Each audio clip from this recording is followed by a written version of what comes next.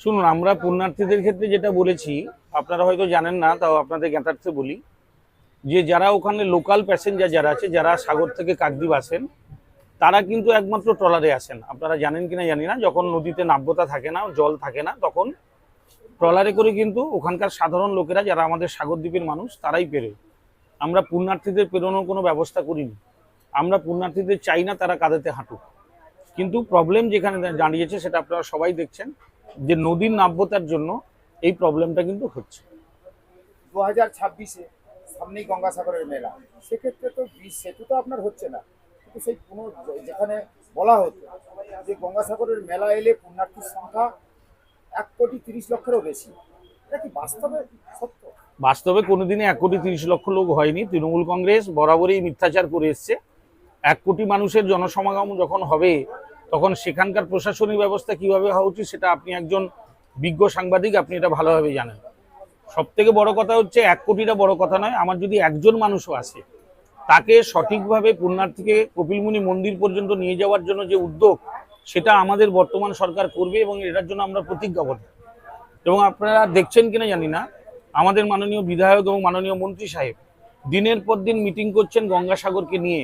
অর্থাৎ আমাদের মাননীয় মুখ্যমন্ত্রী বলেছেন, শুভেন্দু অধিকারী বলেছেন যে এই গঙ্গাসাগর মেলাটা আমাদের আন্তর্জাতিক স্তরে হবে।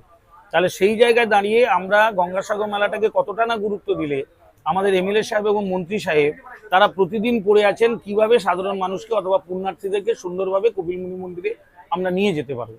আর নাব্যতার কথা বলি, এখন বর্তমানে যেভাবে পলি জমছে, আপনারা জানেন একটা ব্রিজ হচ্ছে, ব্রিজ হওয়ার ক্ষেত্রে কি হয়, পলিটা একটা সাইড হয়ে যায়, এটার জন্য প্রবলেম হচ্ছে। এবং সেটার জন্য আমাদের কিন্তু যতক্ষণ না এটা হচ্ছে, ব্রিজটা হচ্ছে, ততক্ষণ পর্যন্ত এই প্রবলেমটা থাকবে। কিন্তু সাধারণ মানুষ আমরা যারা, তারা অভ্যস্ত হয়ে গেছি। কিন্তু পুণ্যার্থীরা যখন আসবে তখন এই পলি কাটার মাধ্যমে যাতে সুষ্ঠুভাবে মানুষ পেরোতে পারে, সেই পরিষেবাও দিতে আমাদের বর্তমান সরকার আমরা বদ্ধপরিকর। প্রতি বছরই কোটি কোটি টাকা ড্রেজিং করা হয়, কিন্তু সেই ড্রেজিং করার পরেও দেখা গেছে যে সেই একই অবস্থায় থেকে যায়। আপনাকে আমি গতবার একটা কথা বলেছিলাম যে ড্রেজিং এর ক্ষেত্রে যেটা হচ্ছে কি, পলিটাকে তুলে সাইডে ফেলা হচ্ছে, অর্থাৎ সেটা কিন্তু আবার নদীর জলে ধুয়ে গিয়ে আবার একটা জায়গায় চলে আসছে। একদম পুরোটা যদি তুলে একদম নদীর বাইরে একদম একদম পেছনের দিকে বা একদম খোলা জায়গাতে ফেলা হয়, তখন কিন্তু এই পলিটা থাকে না। কিন্তু আমরা দেখেছি আগেকার ড্রেজিংও তো ঠিক একদম নদীর পাশেই ওগুলোকে ফেলে দেওয়া হলো। অনেক সময় পলিগুলোকে নদীর উপরেই ফেলা হয়েছে আমরা দেখেছি। তা সেখানে তো সেই জায়গাটাতে উঁচু হবেই এবং সেটা তো আবার সেই যে পুরনো জায়গা, সেই পুরনো জায়গায় ফিরে আসবে। কিন্তু আমরা এবারে এই সরকার আমরা সিদ্ধান্ত নিচ্ছি, বা আমাদের এমএলএ সাহেব এবং মন্ত্রী সাহেবও এই সিদ্ধান্ত নিশ্চয়ই নিচ্ছেন, তারা দিনের পর দিন মিটিং করছেন যাতে এই প্রবলেমটা না থাকে। পলি কাটা হবে, সেটাকে কোথায় ফেলা হবে এবং সেটাকে কিভাবে নেওয়া হবে সেটা নিয়ে আমাদের একটা পরিকল্পনা চলছে।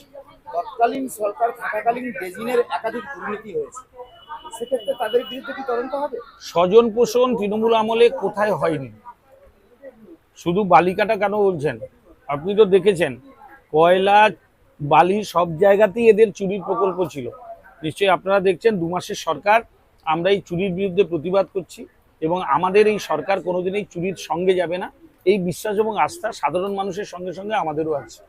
ইতিমধ্যে সব থেকে গুরুত্বপূর্ণ দপ্তর হচ্ছে সেচ দপ্তর, সেখানে দেখা গেছে যে স্বজন পোষণ শুরু হয়েছে, কি বলবেন?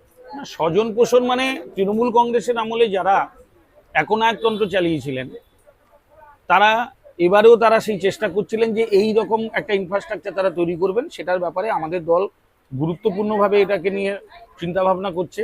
কারণ ইরিগেশন দপ্তরটা হচ্ছে সবথেকে গুরুত্বপূর্ণ দপ্তর। নদী নালা বেষ্টিত এরিয়াতে ইরিগেশন দপ্তরের একটা গুরুত্বপূর্ণ ভূমিকা আছে। সেখানে আমাদের মন্ত্রী সাহেব এবং এমএলএ সাহেব, সাগর বিধানসভা, কাকদ্বীপ বিধানসভা, এগুলো হচ্ছে নদী বেষ্টিত এলাকা, এগুলোতে ইরিগেশনের কাজ একদম মূল্যায়ন করে দেখা হবে। আমরা বলেছি যে আমরা এই যে কাজের ব্যাপারে কোনো রকম কোনো কম্প্রোমাইজ করবো না, কোয়ালিটির সঙ্গে আমাদের কোনো কম্প্রোমাইজ হবে না। যেখানে একাধিকবার অভিযোগ হয়েছিল যে কাজের ক্ষেত্রে দুর্নীতি হয়েছে, তদন্ত হয়ে তাদের বিরুদ্ধে কি আইনত ব্যবস্থা হবে? কেউ যদি এই কাজের ব্যাপারে কোনো দুর্নীতি করে, তার জন্য আমাদের সরকার এবং আমাদের যারা এখানকার স্থানীয় নেতৃত্ব যারা এই দায়িত্বে আছেন, তারা নিশ্চয়ই আইনি ব্যবস্থা নেবেন, এটা আমার আশা আছে। আমার নাম চঞ্চল পান্ডা, মথুরাপুর সাংগঠনিক জেলার একজন সদস্য, বিজেপি পার্টি। ভারতীয় জনতা পার্টি।